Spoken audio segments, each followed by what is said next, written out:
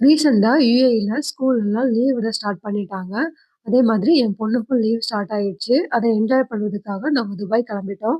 அது மட்டும் இல்லாம என்னோட பிரதரும் ரீசென்ட்டா துபாய் விசிட் பண்ணியிருக்காங்க. அவங்கள பார்க்கறதுக்காகவும் கிளம்பிட்டோம். பிளஸ் வந்து ஒரு நாள் ரூம் ஸ்டே பண்ணிக்கலாம் அப்படின்ட்டு ஸ்டேகேஷன் நாங்க பிளான் பண்ணியிருந்தோம். ஸ்டேகேஷன்ல நாங்க ஸ்விம்மிங் பூல் பண்ண எக்ஸ்பீரியன்ஸு, அப்புறமா சூக் மார்க்கெட் போயிருந்தோம். அங்க உள்ள கோல்டு ஷாப் எல்லாத்தையும் நாங்க விசிட் பண்ணோம். அதோட எக்ஸ்பீரியன்ஸ நான் எல்லாத்தையுமே பார்ட் 1, பார்ட் 2ன்ட்டு நான் டீட்டெயில்டா வீடியோ எடுத்து நானு போஸ்ட் பண்ணியிருக்கேன். இன்ட்ரெஸ்ட்டா இருந்தா விசிட் பண்ணி பாருங்க என்னோட சேனல. இந்த துபாய் ட்ரிப்ல நான் நெறைய எக்ஸ்பீரியன்ஸ் வந்து லேர்ன் பண்ணியிருக்கேன்.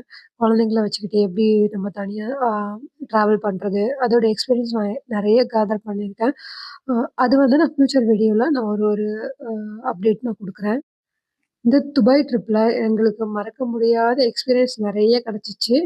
ஆ எனக்கும் சரி, என் பொண்ணுக்கும் சரி, நாங்க ஆசைப்பட்டது எல்லாமே நடந்துச்சு. என்னோட பிரதர மீட் பண்ணதா இருக்கட்டும், என் பொண்ணு ஆசைப்பட்ட ஐஸ் ஸ்கேட்டிங் பண்றதா இருக்கட்டும், நாங்க நெனச்சத விட நாங்க எக்ஸ்பெக்ட் பண்ணாததும் நெறைய நடந்துச்சு. நான் பிஃபோர் வீடியோல ஷார்ட்ஸ் தான் அப்லோட் பண்ணியிருந்தேன். இப்ப தான் ஒரு ஸ்டெப் முன்னாடி வந்து லாங் வீடியோ அப்லோட் பண்றேன்.